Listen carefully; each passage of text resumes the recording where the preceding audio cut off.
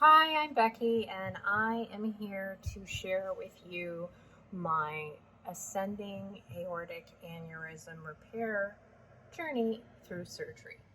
Um, I will start a little bit why I wanted to do this. When I was contemplating having this procedure done, I wasn't really able to find a lot of information from a patient experience on what it was like. So I was also in nursing school this past year and thought it would be really helpful for future students or healthcare providers or patients who are going to go through this or a similar type of surgery to have to reference. So here we are. Like I said, I'm Becky, and I'll kind of give you the background of why and how this came to be. About 3 or 4 years ago, my father started experiencing cardiac issues. His health wasn't the best. He wasn't really taking care of himself, but however, what inevitably happened was that he has had an aneurysm as well, and I shared that with my nurse practitioner at the time, who was new and young and still very curious and very interested. And by chance, she was like, well, let's see and send you for an echocardiogram. And an echocardiogram, if you don't know, is basically it's an ultrasound of your heart and the blood vessels surrounding it. They do measurements and try to make sure that everything is normal. So she sent me for the scan, and what happened was we discovered that I too had one. It was measured. I ended up going for a CT scan with contrast in order to have a more accurate picture of the size and how big it was.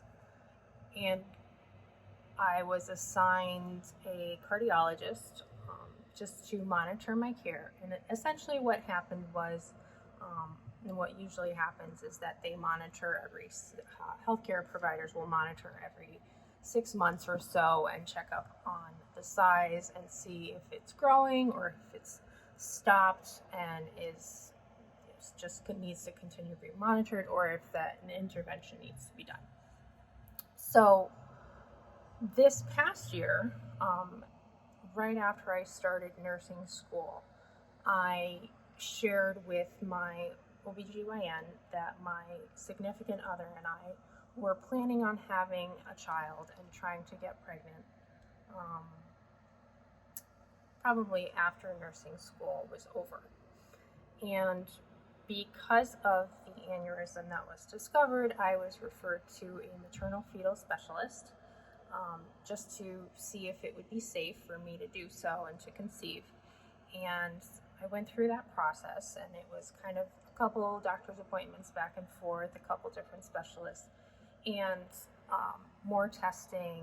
And they compared I went through another CT scan, and they compared the size of the scan I had done 2 years ago compared to the more recent scan, and they ended up determining that the rate of growth was too rapid and it would be too risky for me to try to conceive, and it would put myself and the fetus at risk of an adverse outcome. So it was recommended, and ultimately I decided to go through and go ahead with the surgery. And I'll give kind of a little background just for anybody who doesn't really fully understand what an aorta is and what the aneurysm itself. This is an aorta, and the aorta is the main blood vessel that carries blood from the heart around through the body and out the branches. So it runs down the full length of the trunk and torso. It's very, very large, actually. And then this is kind of a posterior view of the aorta and the heart. Here you can see that. And this is what mine looks like. Maybe not necessarily that size, but what's good is that my valve is okay. My father's was not, so he also had to have that replaced in addition to fixing this. So what ends up happening is the doctor will do a procedure where they open up the heart, they open up the chest, and then they take a little piece and they kind of dissect it into a slice and then pull it together and sew it together and then wrap a graft around it.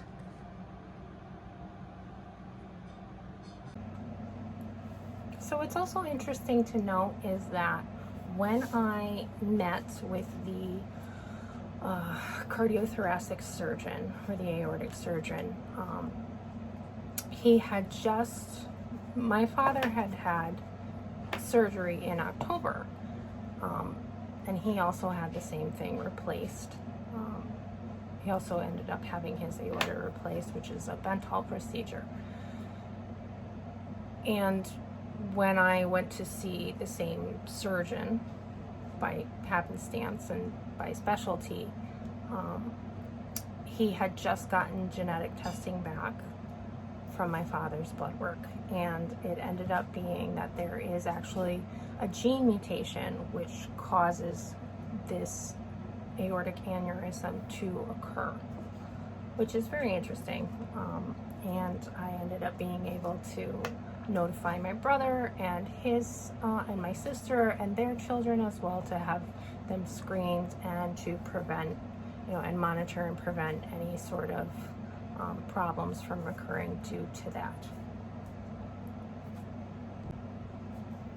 So once the decision was made that I would have surgery, and I did end up consenting to it, I had a couple pre-op requirements that I had to do.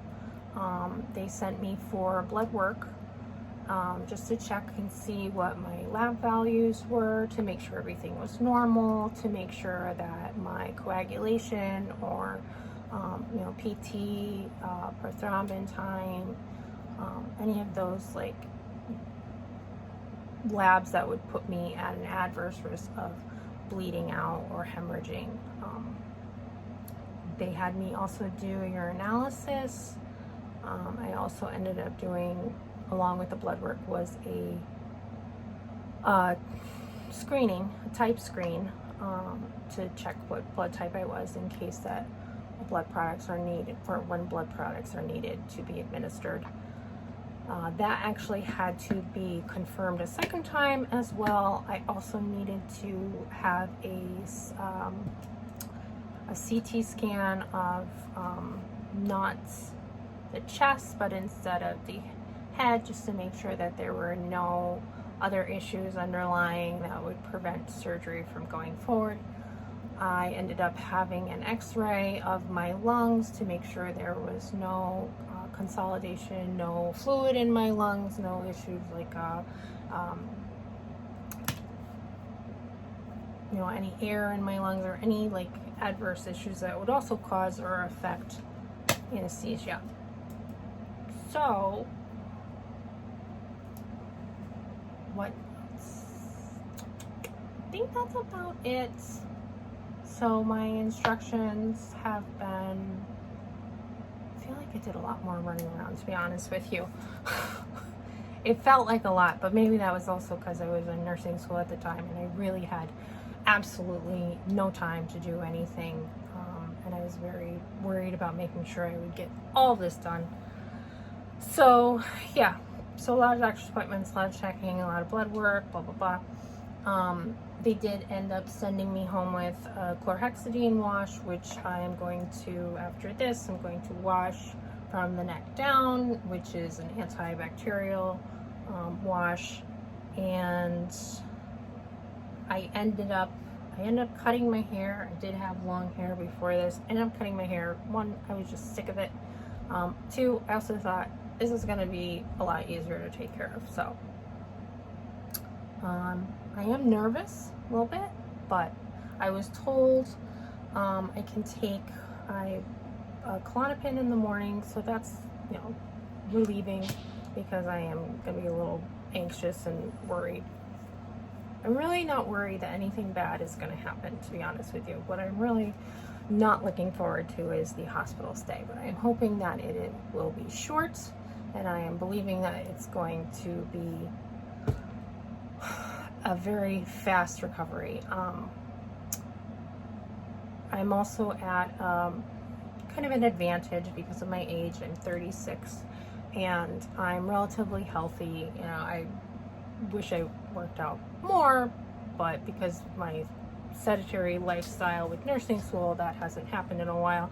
However, I don't have any physical mobility issues. I don't have any other health conditions that would prevent me from being able to push my recovery and make sure that I am doing everything that I need to be in order to heal faster and in order to be more stable.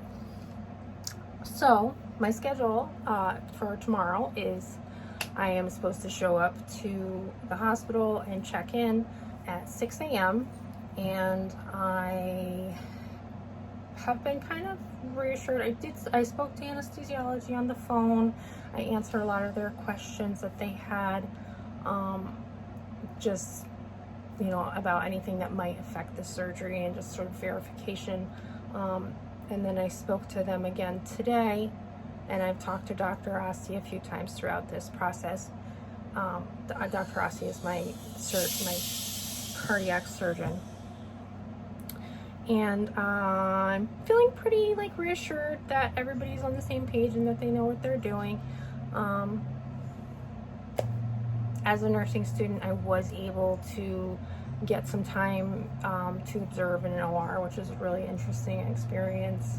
I have done some walkthroughs on the CT-ICU, probably the one that I'll be ended up staying at. I've spent time on a few of the step-down units as well. And the cardiac med-surg unit that probably end up as after ICU as well. So we'll see how it goes.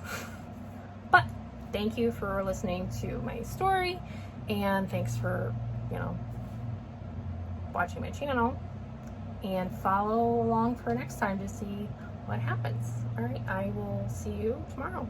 Okay, thanks. Good night.